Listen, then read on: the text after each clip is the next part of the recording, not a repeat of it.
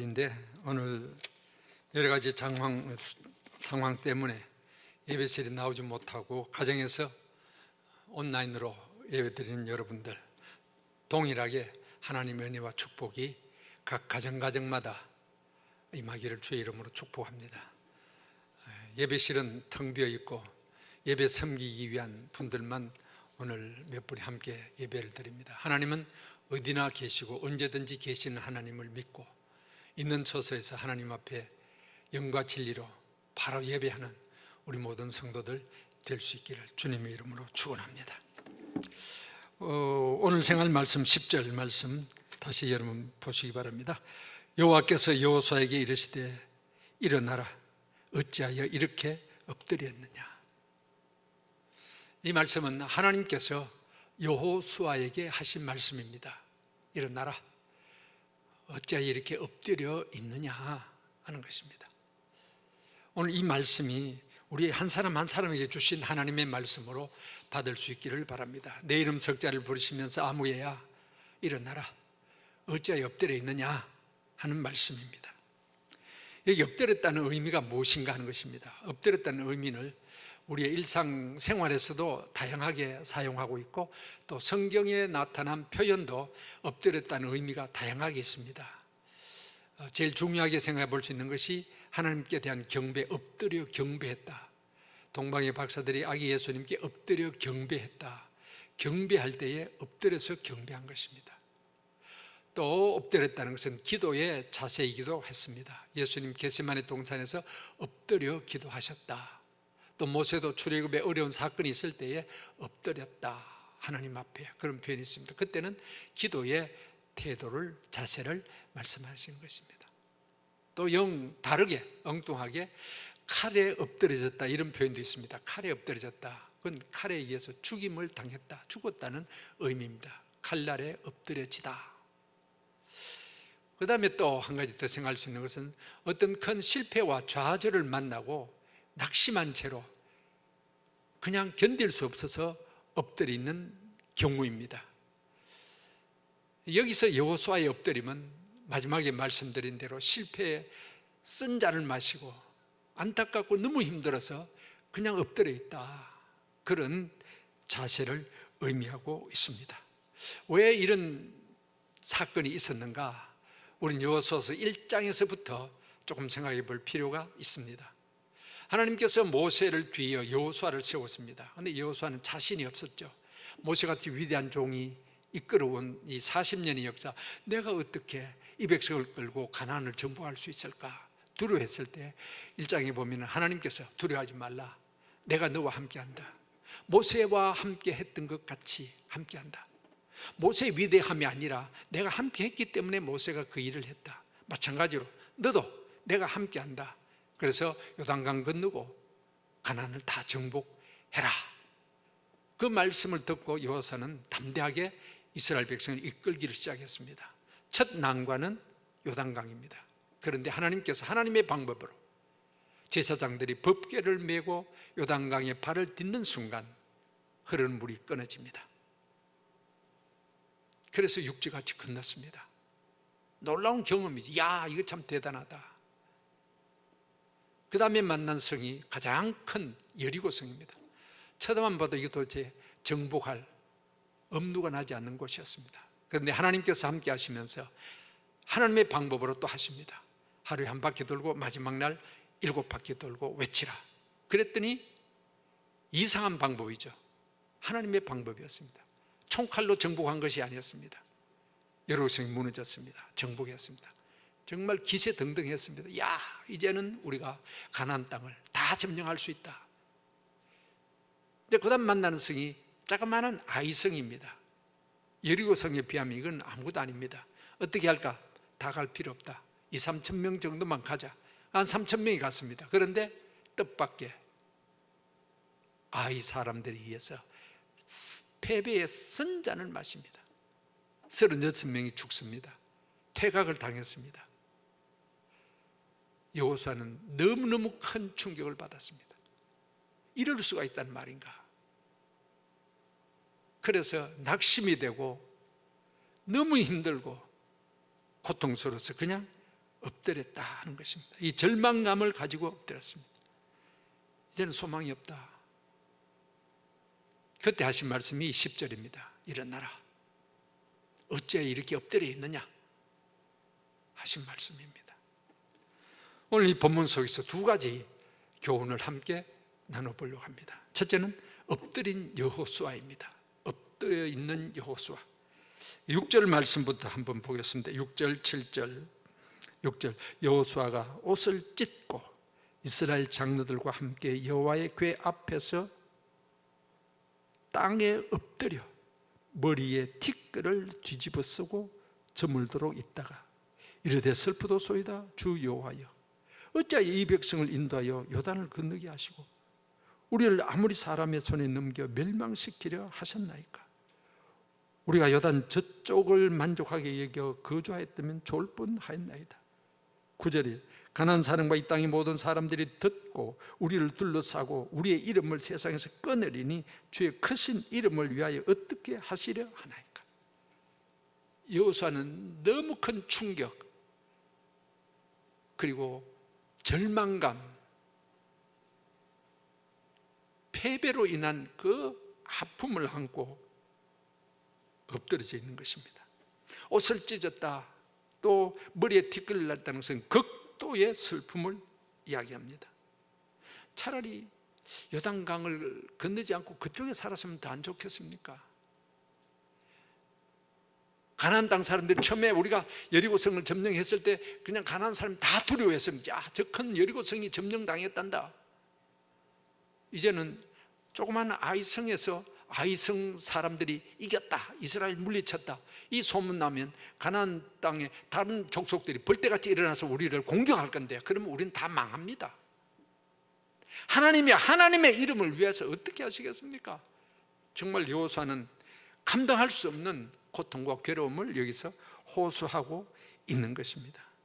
승승장구했지 않습니까?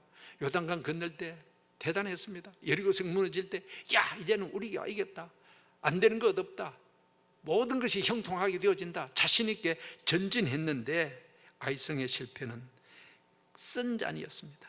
충격이죠. 예상 밖이었습니다. 이럴 수가 있느냐. 때로 우리의 삶도 그렇습니다. 모든 것이 형통할 때가 있죠. 순조로울 때가 있습니다. 그러나 우리의 계획대로만 됩니까? 때로는 내 계획, 내 예상과 달리 실패의 쓴잔을 마시고 고통을 당할 때도 있는 것입니다. 성경에 나타난 엘리야도 그랬습니다. 그 경험이. 엘리야는 우리가 아는 대로 최고의 선지자였습니다. 능력이 많았죠. 죽은 아이 살렸습니다. 기도하니까 하늘에서 비가 오고 안 오고 했습니다. 갈멜산에서 850대 1 바알과 아세라 선지자들과 경쟁해서 하나님의 살아계심을 능력 있게 증거했던 그런 사람이었습니다. 그런데 왕후 이세벨이 갑자기 죽여버리겠다는 그 협박을 듣게 됩니다. 이상하게 그렇게 담대했던 엘리야가 두려움이 가득 차게 됩니다. 그래서 막 또 광야를 지내서 로뎀 나무 그늘 아래서 그냥 아이고 난 못 살겠습니다. 하나님 넉넉하오니 내 생명을 취하옵소서. 죽고 싶다는 거죠. 그렇게까지 떨어집니다.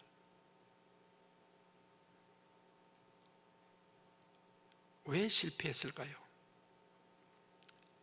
여리고성도 점령했는데 왜 아이성에 실패했을까요? 이유는 단 한 가지, 하나님이 떠났기 때문에 그렇습니다. 요단강, 여리고성 하나님이 함께 하셨습니다. 아이성 하나님이 함께 하지 않았습니다. 왜 함께 하지 않으셨는가? 우리가 아는 범죄 때문에, 아간의 범죄 때문입니다. 하나님께서 여리고성을 점령하게 될 때 절대로 어떤 전리품을 사사로이게 취하지 말라 했습니다. 그런데 아간이 외투 한 벌, 은 200세겔, 50세겔 그 금덩이 하나를 훔쳤습니다. 숨겨두었습니다. 하나님께서 분노하셨습니다. 그래, 너희들이 나를 불순종해. 하나님께서는 죄가 있는 곳, 성결하지 않는 곳에는 함께 하시지 않는다는 것입니다.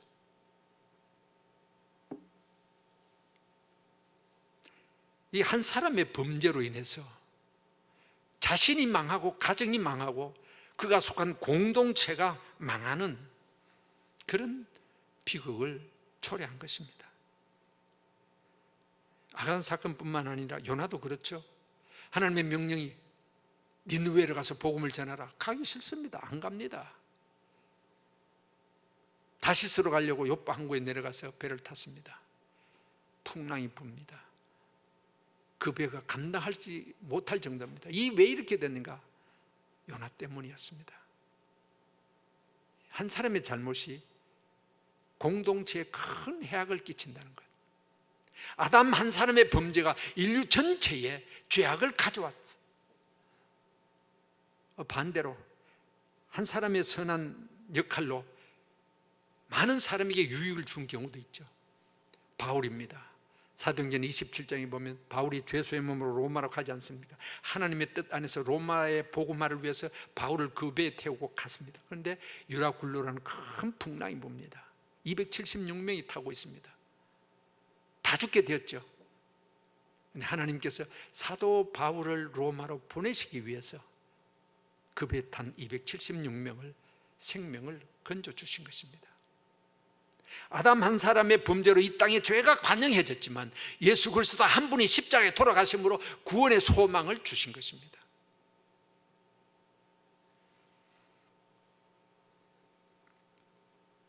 죄를 멀리해야 됩니다.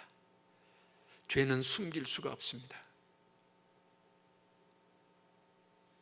지금 우리 한 사람 한 사람, 나는 지금 모든 것이 형통하고 잘 되고 있습니까?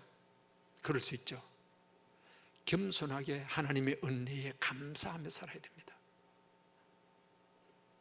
그러나 반대로 어렵고 힘들고 참 지쳐있는 우리의 모습입니까?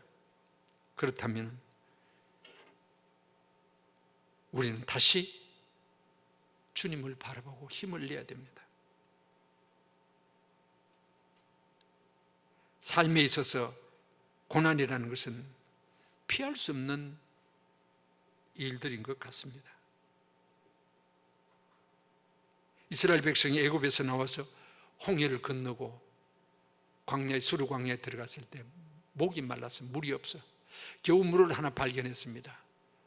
마셨는데 쓴 물이었습니다. 써서 먹을 수 없는 마라, 쓴 물이다. 쓴 물이었습니다. 룻기에 보면 나오미가 나옵니다. 베들레헴 이스라엘 땅에 흉년이 들어서 모압으로 갔죠. 거기서 그는 불행한 일을 겪습니다. 남편 죽고 두 아들 죽고 자부 가운데 한 자부는 떠나가고 룻과 시어머니 나오미가 다시 고향으로 돌아옵니다. 고향 사람들이 나오미가 돌아올 때 야, 나오미가 온다. 나오미란 말은 기쁨이라는 뜻입니다. 그때 나오미가 한 말, 나를 나오미라 하지 말라, 마라라고 해라 그랬어요. 마라. 내가 기뻐. 그런 것이 아니야. 인생이 너무 쓴 물을 마셔. 나는 괴롭고 힘들다. 마라라고 해라 그랬습니다. 때로 우리의 삶 속에 갑자기 원하지 않는 질병이, 때로는 자녀들이 흔들리고 사업이 어려워지고 직장에 문제가 생기고 여러 가지 힘든 일들이 주어질 수가 있습니다. 마라의 쓴물이죠. 그런 구체적인 사건이 아니더라도 지금 우리가 경험하고 있는 코로나19 사태는 우리 모두를 힘들게 하고 있지 않습니까? 지쳐 있습니다. 언제 이것이 끝날지 터널의 끝이 지금 보이지 않고 어디다가 소망을 둘 소망이 보이지를 않습니다. 만나지 못하게 하죠. 마스크 끼라 그러죠. 손 씻으라 그러죠. 집콕하지 않습니까? 집콕. 집에서 꼼짝 못하니까 답답하기도 하지만 주부들은 아침 먹고 나면 점심 뭐 먹지? 점심 먹고 나면 저녁 뭐 먹지? 이 고민입니다. 저도 집에 콕 있어 보니까 이게 참 보통 고통이 아니에요. 이게. 참 답답한 세월을 지금 저희들이 보내고 있습니다. 그러나 그 가운데서도 더 힘든 것은 그래도 성도들은 주일이 기다려지고 예배당에 나와서 함께 하나님 앞에 예배하고 예배 잘 드리고 나면은 정말 일주일이 기분 좋게 지날 수 있는 그런 영적인 경험인데 그걸 못하지 않습니까 지금? 물론 가정에서 온라인으로 예배 드릴 때도 하나님이 함께 하실 줄 믿습니다. 그러나 우리가 더 바라는 것은 공동체 함께 모여서 교제하며 같이 예배하고 같이 찬양하고 이게 우리 소망인데 그것을 못하고 나니까 영적으로 너무너무 답답해져 있습니다. 지쳐 있습니다. 영적으로 지쳐 있고 육신도 지쳐 있고 여호수아와 같이 우리는 엎드려 있지 않느냐 그런 생각이 듭니다. 그 다음 생각할 말씀, 이런 상황 속에 있는 여호수아에게 하나님이 하신 말씀 10절에 나타난 대로 일어나라 하는 말입니다. 일어나라. 절망 중에 있는 여호수아에게 하나님이 하신 말씀은 일어나라라는 말입니다. 엎드려 있지 말라는 것입니다. 언제까지 네가 엎드려 있겠느냐 하는 말씀입니다. 실패했지 좌절하지 말아라. 실패했다고 한 번 실패했다고 좌절하지 말아라. 실패를 딛고 일어나라는 것입니다. 그래서 다시 일어나서 아이성 공격을 다시 하라 하는 것입니다. 8장 1절에 보면 일어나라 아이성을 다시 공격하라 그랬습니다. 하나님의 이 말씀을 듣고 여호수아가 일어납니다. 7장 16절에 보면 일어납니다. 또 8장 3절에 8장 10절에 일어나서 다시 공격하려고 했습니다. 엘리야도 그렇습니다. 엘리야가 죽고 싶다고 그랬을 때 열왕기상 19장 5절에 보면 하나님께서 천사를 통해서 찾아오셔서 다시 일어나라 그랬습니다. 일어나라. 요나도 그랬습니다. 불순종했죠. 풍랑 만났죠. 바다에 붕덩 빠졌죠. 물고기 뱃속에 들어갔죠. 밑바닥까지 내려갔습니다. 그런데 참 하나님 은혜로 다시 육지에 나왔으면 살았습니다. 요나가 정신이 있었겠습니까? 뭔 소망이 있었겠습니까? 아유 나는 실패한 선지자야. 그런데 하나님께서는 두 번째 요나에게 나타나십니다. 요나서 3장에 보면 2절에 일어나라는 것입니다. 일어나라. 요나는 그래서 3절에 보면 일어나서 다시 니느웨로 가게 됩니다. 이런 경험들 우리 신앙생활하면서 다 경험한 일들일 것입니다. 내가 어렵고 힘들어 지쳐 쓰러져 있을 때 때로는 말씀으로 혹은 기도하는 가운데 혹은 목회자의 어떤 권면 이런 것들이 우리의 마음속에 힘을 주고 일어나게 만드는 그런 역할을 한 것입니다. 저도 물론 개인적으로 이런 것이 있지만 교회적으로도 그런 일이 있었죠. 오랜 신앙생활 하신 분 잘 아실 것입니다. 83년도 예배당에 화재가 났죠. 예배당이 다 탔습니다. 그래서 새로 지은 게 이 예배당이죠. 그때는 온 성도들이 충격이었고 담임 목사였던 저는 더 큰 충격이었습니다. 캄캄했습니다. 그래서 저는 목회자를 포기하려고 했습니다. 그만큼 감당하기 어려웠어요.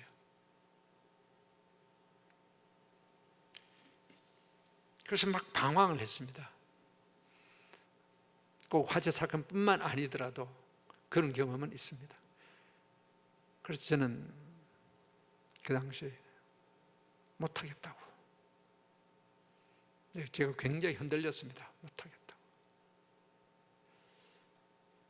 그때 어떤 권사님이 쪽지, 편지도 긴 편지도 쪽지 하나 봉투에 넣어서 제일 줬어요. 내용은 이렇습니다. 목사님이 흔들리면 우리는 어떻게 합니까? 목자이신 목사님께서 그렇게 좌절하고 절망하고 흔들리면 양들인 우리는 어떻게 합니까? 제가 그 쪽지를 보고 깜짝 놀랐습니다.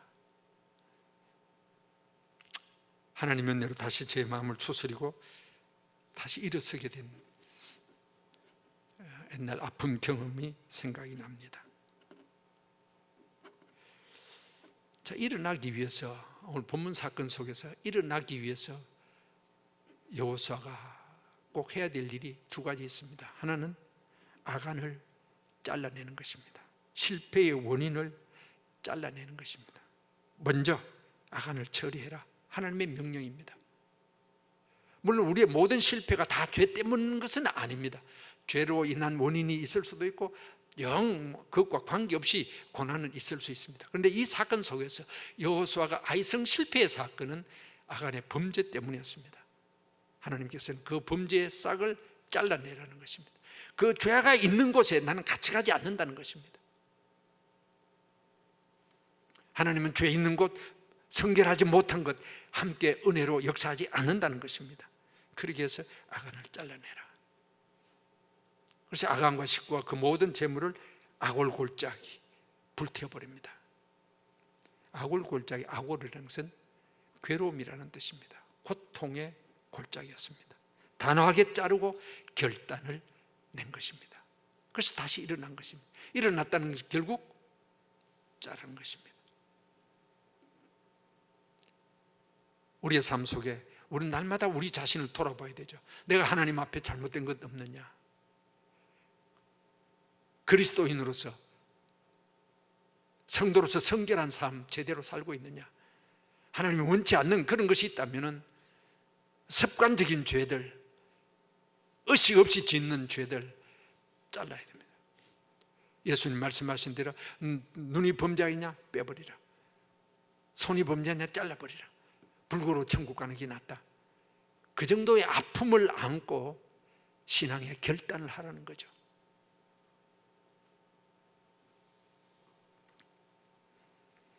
그 다음에 다른 하나는 하나님으로부터 은혜를 힘입어야 되는 것입니다. 하나님께서 일어나라고 했습니다. 여호수아가 스스로 내가 이러면 안 되지, 스스로의 결단, 또 다시 아이성을 칠 때 그 자신의 능력으로 승리 아닙니다. 일어나라고 했을 때는 하나님께서 결국 여호수아를 일으켜 세워주시는 것입니다.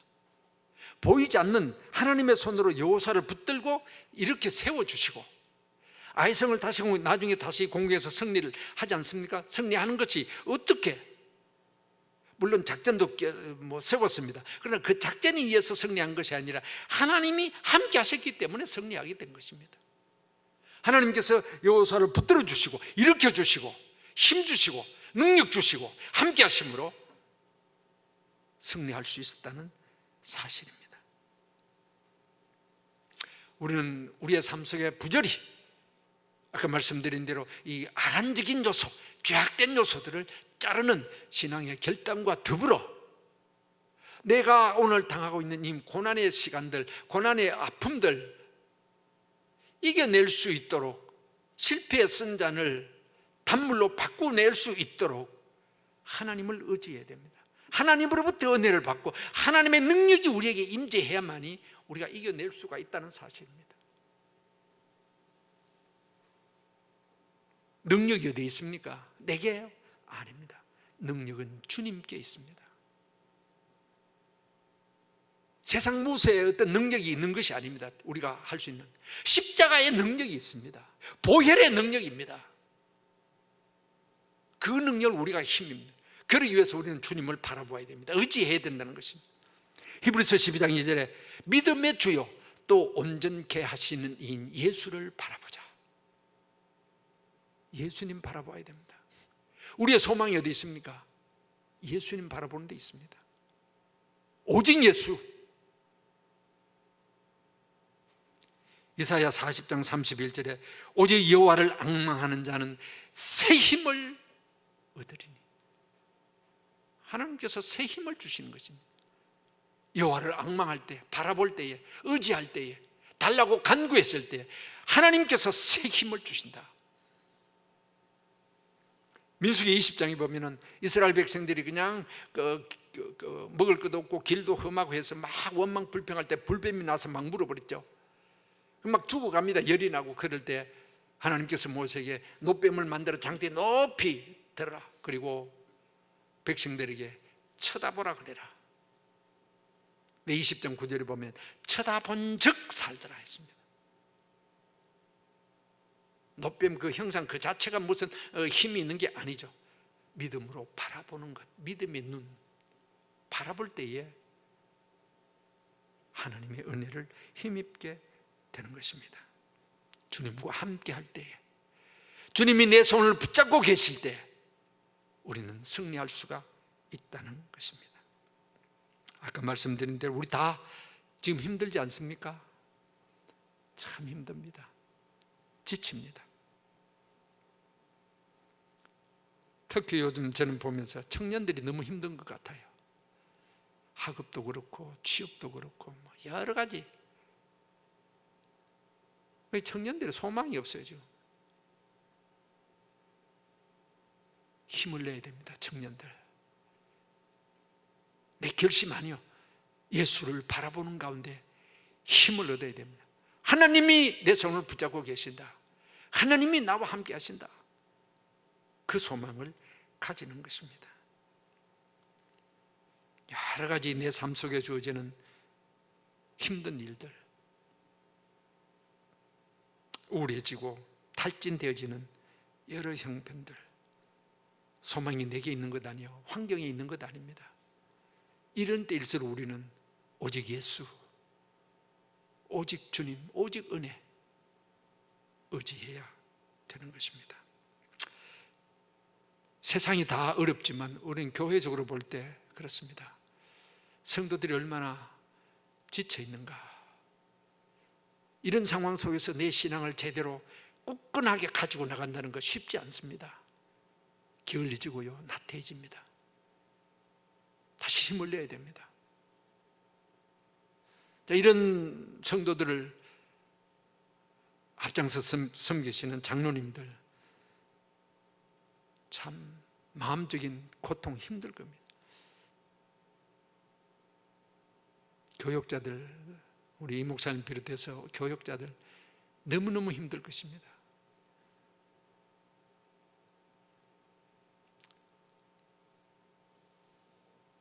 하나님께서